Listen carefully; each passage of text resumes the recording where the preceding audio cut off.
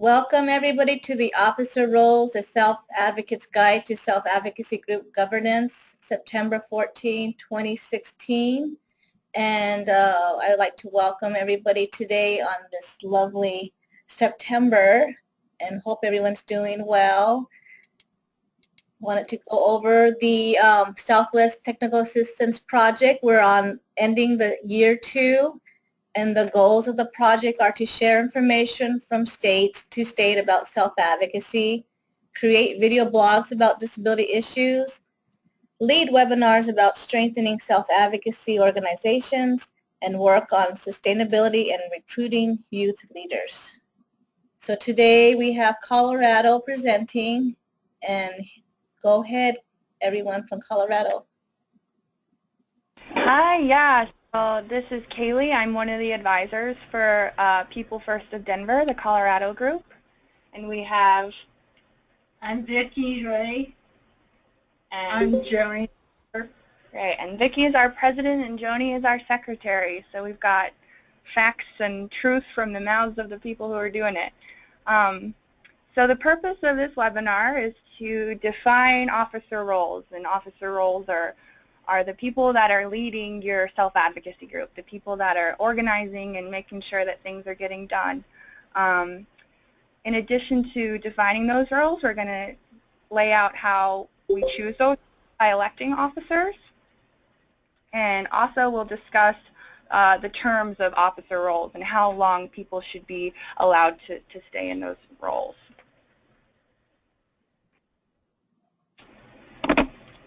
So I think are we updated on slides here? We've got a picture here of the National SAVE group. There in the red vest, you can see Vicki. And Vicki, what's your role as an officer for SAVE? I'm the bylaw there. You do the bylaws for SAVE? Yeah, SAVE. Yeah. I'm sorry, our screen is frozen. Are the slides, are you guys hearing us? Are we advancing fine? Yes. Okay, great. Because we can't see the slides. It's frozen. You guys are offline. Uh-oh. I hope our internet didn't go down in the office. We'll keep going. We've got the slides in front of us here. So we're on 5. I apologize for that. We've got a quote from Michelle Obama, a great leader. I've seen firsthand that being president doesn't change who you are, it reveals who you are. So we're going to start with the leader, the president, and our president, Vicki, is going to talk about that. Okay. President leader. The leader of the board organization is trying an organization to work together and come to the goal. Lead the meeting, thinking and vocation with the public. Reigning president and chairman of the role. Yeah, so being the president is kind of just being the face of your group and being the one to come to for people that have questions and making sure you're organized and focused. And the roles of the president. The president leads and fashions the board meeting and does not take sides, stay cool and calm and reflective. The voting for the available to the organization and will valid and point to come community share. Great. So yeah, the president kind of just takes on all those leadership roles that you would expect. They lead your meetings. They might lead meetings of if you have a board, of all your different officers in your group. The president's got to remain neutral and stay calm and collected. I know that sometimes some things can come up in the group and there can be arguments and disagreements, and the president's got to stand strong as the person to keep everyone together. So it's a pretty big role. What else? The president also. The president is also the board of doing the fundraising and make sure the board is strong and help the board build the policy and use. Yeah, so in addition to just supporting the group itself, the president also has to support the board. So next, we've got a quote from Dan Quell, and that says, "One word sums up probably the responsibility of any vice president, and that one word is to be prepared." So the vice president is the second in command, the next in line to become the president of the organization. They can help lead the meeting if the president asks them to, if they're sick or aren't able to be there. They should know just as much as the president about how the organization works. And they should also be a thought leader and help the group come up with new ideas and strategies to grow and strengthen themselves. It's kind of just like a co-president almost rather than a vice president, because you're there to really share your ideas and be a support. The vice president can also work on leadership skills in case they need to take over for the president, so it's good to kind of be in that role and have yourself ready to step up. You can be responsible for planned activities and making sure those things go smoothly. And you also support strong relationships between your members and your community partners. You're another face and voice for your self-advocacy group.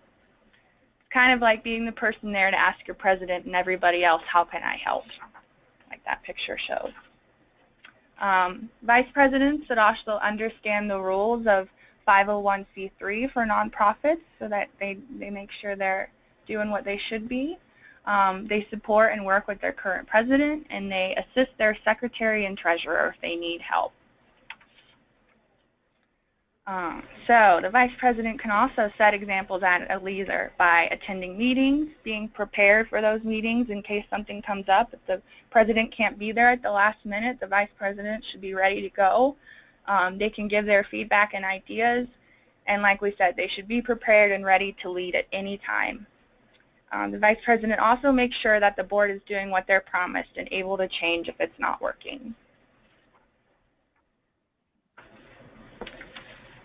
We have another quote here, and that's, organizing is something you do before you do something, so that when you do it, it is not all mixed up. And that person, the organizer for our group and your group, should be the secretary. And we have Joni, our secretary, here to tell you about that. The secretary is responsible for taking notes at the meeting and calling the meetings minutes and sending out announcements and membership and public. The secretary manages the minutes of the board, enters, talks about the minutes, corresponded with staff and volunteer, sends the minutes, and each meeting is family enough with organizations and bylaws, make sure they are being followed at the board meeting. So the secretary is kind of like the record keeper, right? You write down what's going on at the meetings and make sure that everybody who was there or not gets those minutes so that they know what's going on. The secretary records and keeps the organization important documents and meetings on the website page and other social media, and also can ask for help.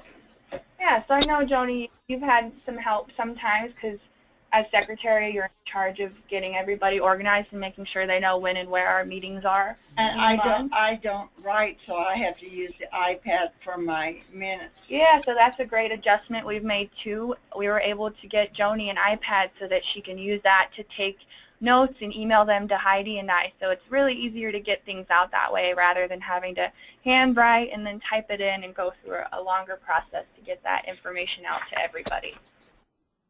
So the officer role we'll discuss is the treasurer, and we have a quote from Albert Martinez. It says, "The treasurer will follow the law as it is written, as he has always done." The treasurer is an important person because they're the guy that's got the money. The treasurer manages and reports the organization's finances. They're responsible to the board and funders about the money, where it's going, what's being done with it. And they also help the board understand the organization's finances, what's coming in, what our expenses are, and what's left, just so we make sure everything's going to the right places and that we've got enough to keep ourselves going. The treasurer can review the group's bank accounts, and they also make sure that the accountant has prepared an update of the monthly finances. So So it's always good to make sure your group and all the members of your group are aware of what your finances look like, because that shows you the longevity for your group and the activities you can plan for the coming year. And it really, a lot of what you can do is based around people knowing that money. So the treasurer also helps prepare this budget that kind of goes to deciding where your money will be spent. They help the board review financial policies and procedures, and they make sure that those financial policies and procedures are being followed.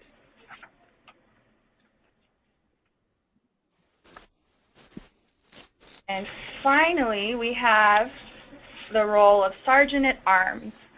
And we've got a quote from Jim McCreary: "The behavior of the minority warranted the Sergeant at Arms being called." So this is the order keeper, and Vicki's going to tell you more about that. Yeah. The Sergeant at Arms keeps the order and responsibility for order meeting and following the rule on keep the board members in the given orders.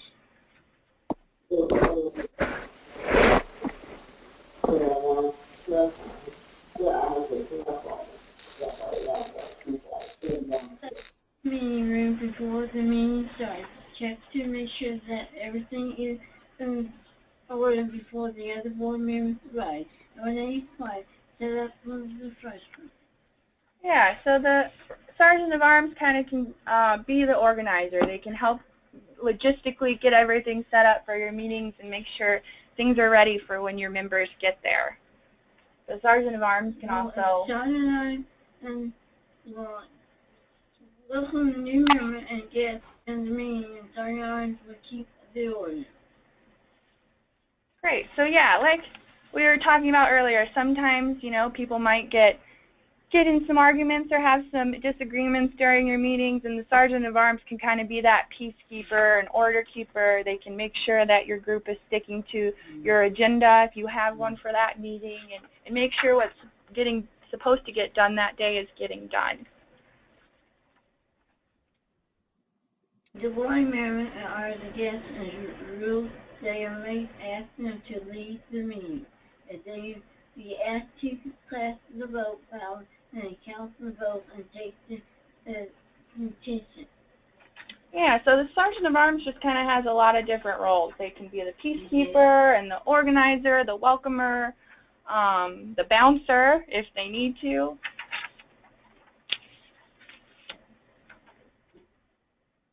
Make sure the silence is sheet. Make sure meetings are on time. Make sure the room is clean and trash thrown out in the bin. Make sure that the choir uses the toilet away. Y'all can always ask for help. Yeah, I think that's the important thing to remember, especially with the Sergeant at Arms, is that it's really a group job too. You can have someone to be in charge, but you can always ask for help with you're not the only person that has to be organizing and maintaining everything. It should be a group effort all the time.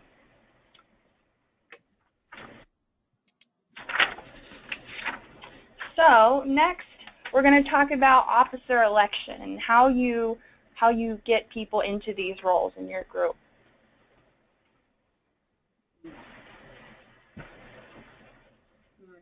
Oh yeah, you, Joni? Members are elected. Member elections result. Member election result is scheduled for new officers. What does the member election process actually begin? By the bylaws of the officers and rules. Elections are how you elect the team. Yeah, so usually an organization will have bylaws already written that kind of lay out how and when people should be elected. You should start with those bylaws because neither federal or state laws establish any specific rules around board elections for charitable organizations. So it's really up to you, and if you're connected with an organization that maybe have been around for a long time, they likely already have that laid out in their bylaws. According to Nonprofit Issues, the IRS does not care who controls the organization so long as it operates exclusively for charitable purposes. So really, how you decide to elect your members is up to you and what works for your group itself. As long as you're doing what you're supposed to be doing, then the IRS and the government's not going to have a problem with it. One thing that is important to consider, though, are your board members' terms and how long they stay in those roles. There are no officer rule on the term of the board membership. They deduce how the appointment limit of 2 sentence term and apply the break one a year before the board meeting may be applied. Yeah, so like Vicki said, a good rule of thumb would be a 2-year term with a break of at least 1 year before they might be reappointed to that role.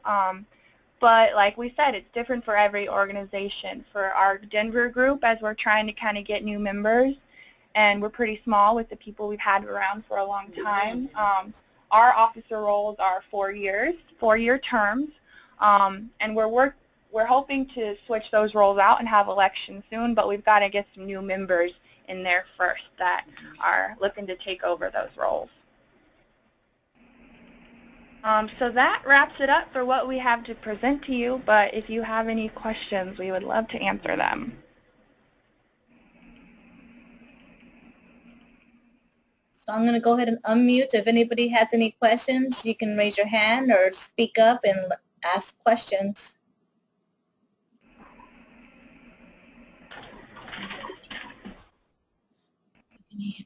All right. How did you, this is Katie from Arizona. Hi, Katie. Hey, How did you guys decide how to choose what the officers do? Because a lot of the roles that are in your Sergeant of Arms roles, we have our president or vice president dues. So I was just wondering how you decided to do that or decide the roles that the officers have. You have an answer for that, for when you decided how each of these roles was going to look? When we first started, they started setting up president, vice president, secretary, correspondent secretary, and treasurer, and those were all set up before me or her got in. Okay, so you kind of guys came into it, and that's the way it was. Yeah. But it sounds like you shifted things around. So yeah, kind of like we said, it's really up to your group. These are just kind of the general guidelines for officer roles for organizations, but every group is unique, and yeah, if it works for your president to kind of be the person who gets things ready and organizes, then that makes sense. Okay, thank you. Yeah, sorry we don't have more of a historical answer there. We kind of came into it, and that's the way it was. Right. Ebony had a question. Go ahead, Ebony.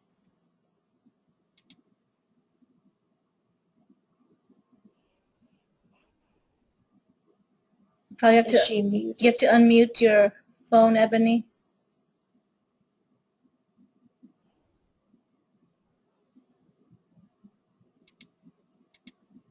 The phone. There you go. Julian, I'm also on the phone too. Can you guys hear me? Yeah, now we can hear you.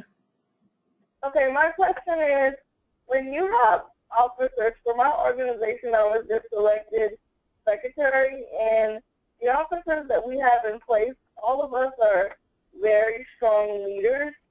So my question is, what is a suggestion to get us all to kind of work together and be on the same page? Because we're all very strong, and sometimes it doesn't seem like we all agree on what, activities that we may want to do for the group or how we want the group to remain engaged. So my question is, how do you work together when each of you are very strong leaders? Well, the way I do this is I sit down with my group and I ask them what they want to do. And we discuss what we like to do, and we just got through doing our ice cream thing in August, and everything else. But the thing is you sit down with your group, ask them what they want to do. I don't trust them and say, oh, okay, say, we're going to do this. No, I'm like them to what they want. Going along with that, sometimes when you ask the group members what they want to do, there's not a lot of response from them. So I guess another question would be, how do we engage their response? Oh, I think you cut out at the end there of your question. I wanted to know, a lot of times we ask what they want to do as officers, but there's, like, after we ask the question, there's kind of like silence. So how do we as officers get them to be more involved and engaged in activities? What you do in your meeting, come up some ideas for your group to do, and everything else, and work with them. Just like role plays, and talk about what it's all about, and doing things in your group. That's what we do sometimes. We do role plays, and we do things. We talk about things and what we like to do.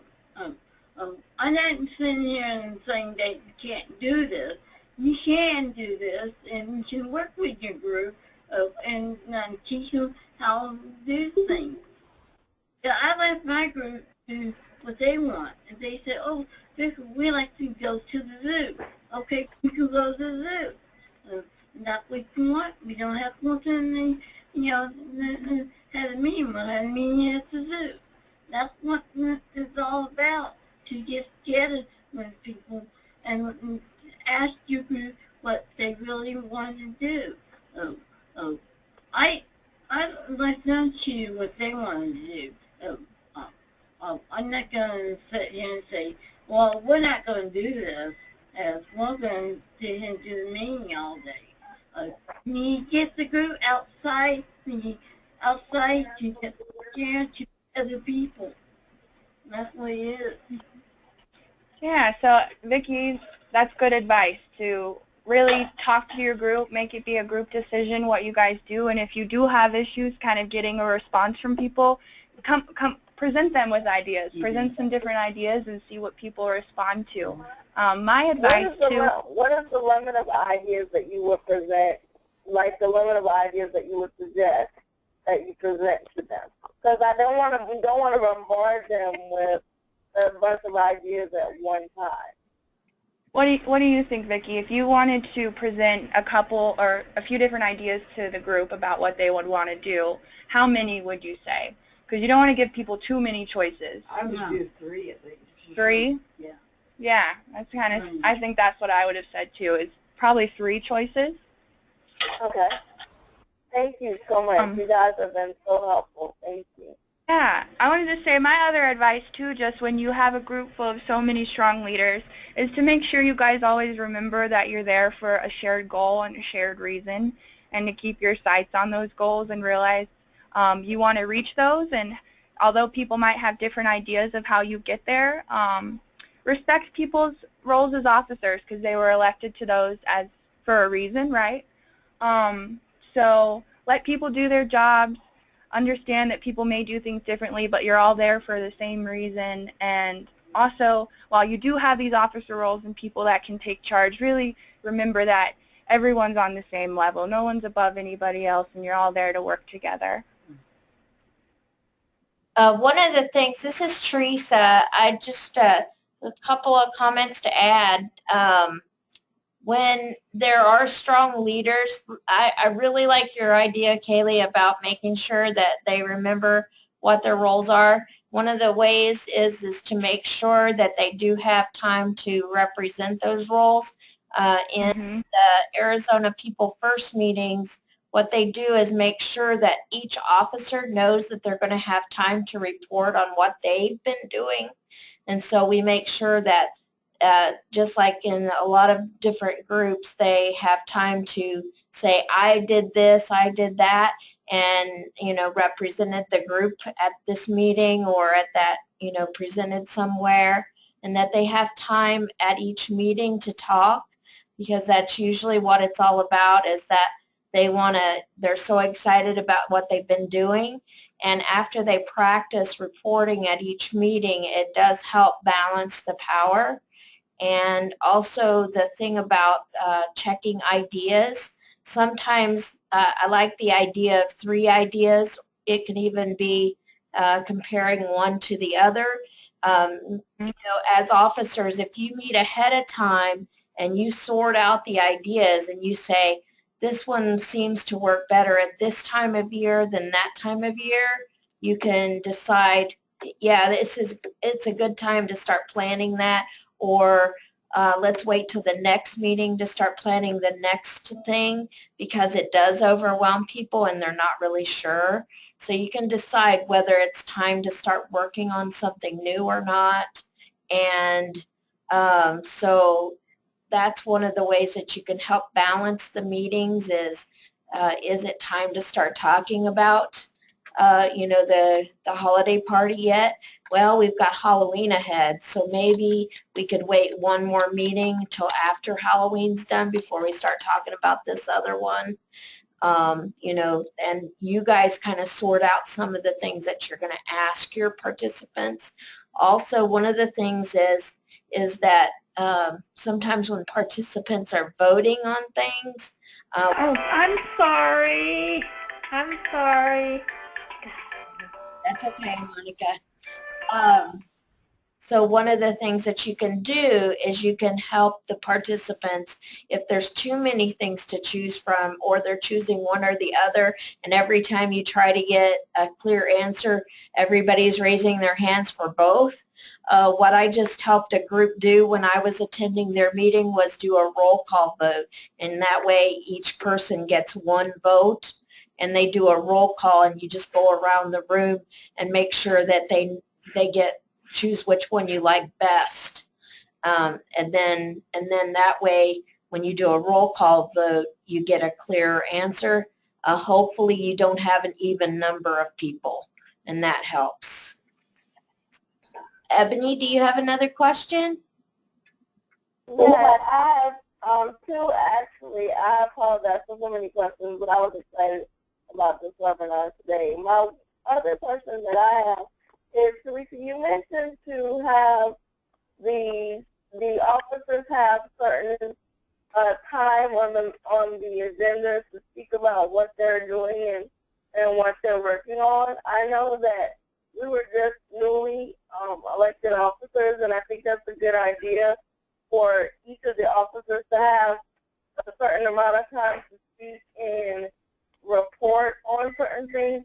What is the time limit that you would suggest for that?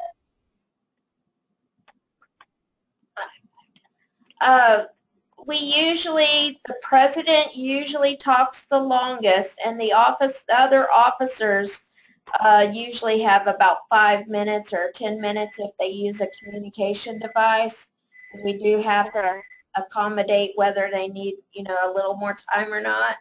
But usually what happens is it helps them to prepare ahead. So once they do it a couple of times, what we've noticed is people come to the meeting with a couple of notes, or they've kind of prepared in their head a list of things that they want to say. So after they do it a couple of times, they actually get really organized about it, and it's real helpful if they know that we're going to take 20 minutes or something on the agenda just to have our officers talk about anything special that they've done this month. Also, the other thing that People First does to give everybody the practice of talking, if you don't have too large of a group, if you have a large group, it might not work. But if your group is about 15 people to 20 people, you can have everybody go around and say, what's new with you? Something personal. that they want to share with the group that they've been working on. Maybe they just want to say it's my birthday or whatever. It doesn't have to be anything complicated. But if it's about a 20-person group or smaller, you can have people practice giving you information by saying what's new with you. And we've found it encourages people who might not usually talk to talk, and then they start answering those questions that you're concerned about a little quicker and practice decision making and sharing what they want to share. Okay. Yeah. Can you rephrase the what's new with you? Can we come up with a new way to name the what's new with you so that it'll catch the other members' attention? Yeah. Tell us what you've been working on this month or something. Yeah, you can change that question, but we found that what's new with you is something that after the officers model it, the other members really get excited about saying, I just won a contest, or I'm going on vacation. It doesn't have to be complicated for them to get into it after the officers model what you're looking for. Okay. Yeah. Thank you so much, guys. Everything was so helpful. Thank you. Thank you. Thank you. Yeah. Do we have any other questions from anybody else? Or any comments? Hi. Did I talk over someone? It's Nat. Go ahead, Nat. One of the things that New Mexico Allies for Advocacy, the New Mexico 501c3 that's made up, that's by self-advocates, for self-advocates, is our board meetings were taking a while to get going. And for people who have really busy schedules, for some of us it was making us crazy.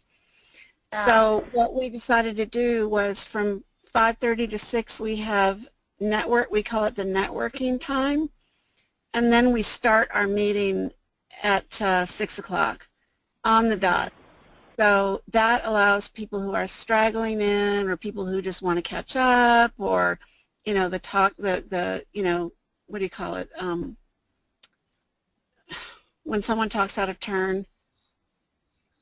I forget what that's called. There's a term for it, but it stopped a lot of that stuff and gave people a chance to do all that catching up and socialize and, oh, I need to tell you something and all that. It can be done after a meeting, but it was happening before the meeting started, and then the meetings are running overtime. And for people with transportation assistance required, when your ride comes, and you got to.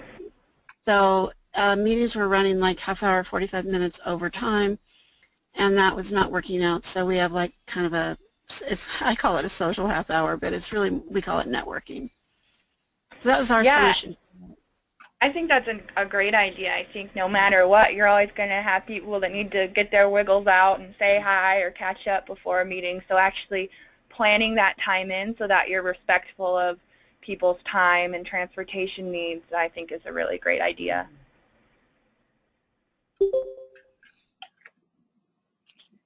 Great. Any other comments anybody has? One of the things, this is Teresa again, one of the things that we also started doing probably a year and a half or so ago is that we got a toll-free number for the members that we noticed either were having health issues or transportation issues, that they could dial in. It is an expense to your group. You may be able to get another group or person to pay for that expense for a little while you figure out what you're going to do. But it allowed us to bring in members from other parts of the state or people that were sick or had transportation issues. So we have a toll-free number, and we do our best never to change it if we can. Like I said, sometimes you might have other councils or other groups that have that service, and they might be willing to let you use it until you can figure out a way to pay for it. Or if you get a grant and you have monies left over from some of your work, you might be able to use that or do a fundraiser to pay for it every month. If we didn't have Colin, we wouldn't be able to have an organization because we have so many frontier areas in our state, and many other people can't drive. Yep, so it's typical in other states. Mm-hmm. Yep. Yep. Good, good. Okay. Thank you, everybody. I wanted to make a couple of announcements. Let's see.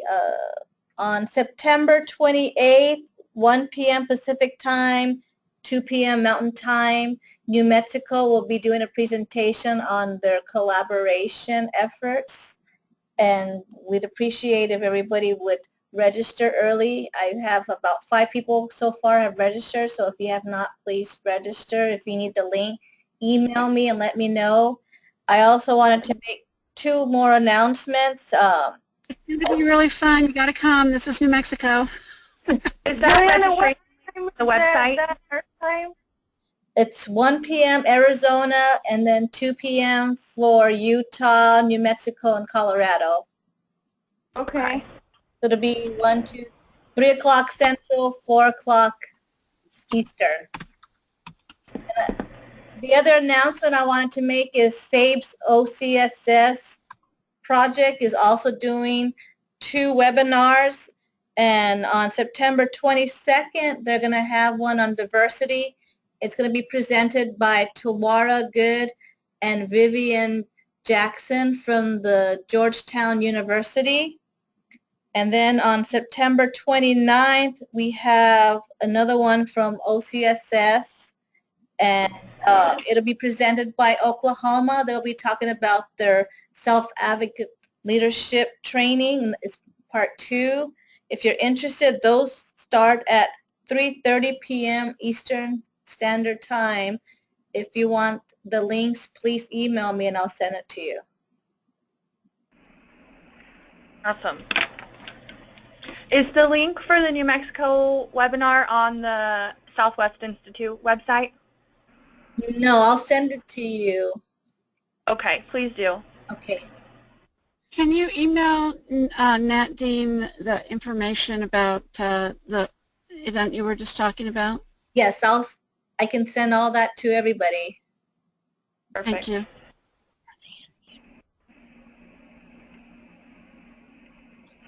All right. Any other questions from anybody else? All right. I would like to thank everybody for attending, and we'll see you soon. Bye-bye. Great. Thanks for logging in, guys. Thank you. Thank you. Bye.